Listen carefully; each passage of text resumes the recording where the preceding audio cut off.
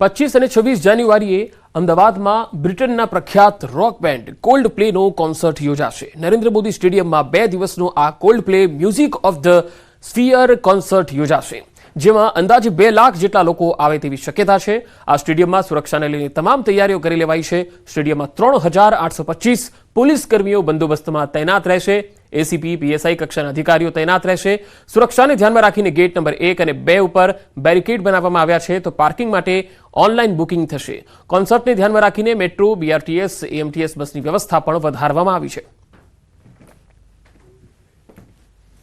સુરક્ષાના ધ્યાને જુદા જુદા રેન્કના અધિકારીઓના બંદોબસ્ત લગાવવામાં આવ્યા છે, જેમાં 14 ડીસીપી, 25 એસીપી, 63 પોલીસ ઇન્સ્પેક્ટર કક્ષાના અધિકારી, 142 પોલીસ સબ ઇન્સ્પેક્ટર અને 3581 હેડ કોન્સ્ટેબલ, કોન્સ્ટેબલ અને મહિલા પોલીસ મળીને કુલ 3825 જેવા પોલીસ અધિકારી અને જવાનો તૈનાત રહેશે।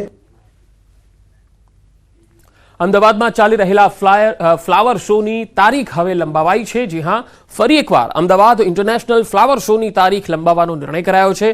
હવે 26 જાન્યુઆરી સુધી ફ્લાવર શો નિહાળી શકાશે। કોલ્ડ પ્લે ઇવેન્ટને લઈ દેશ વિદેશથી લોકો આવનાર છે, જેથી તેઓ પણ આ ફ્લાવર શોની મુલાકાત લઈ શકે તે માટે આગામી 25 અને 26 જાન્યુઆરી એમ 2 દિવસ મુદત લંબાવાઈ છે।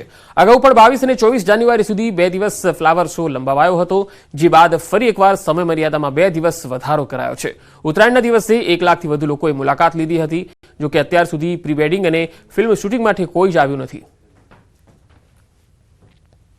ફ્લાવર શો 24 જાન્યુઆરી સુધી એક્સટેન્ડ કરવામાં આવ્યો હતો, પણ મહાનગરમાં આવતી મોટી ઇવેન્ટને કારણે, કોલ્ડ પ્લેને કારણે જ્યારે અનેક વિઝિટર અમદાવાદ આવતા હોય તો ફ્લાવર શોની મુદત પણ 2 દિવસ વધારવામાં આવી છે। 25 અને 26 જાન્યુઆરી સુધી આ ફ્લાવર શો નગરજનો આ જોવા માટે આવી શકશે।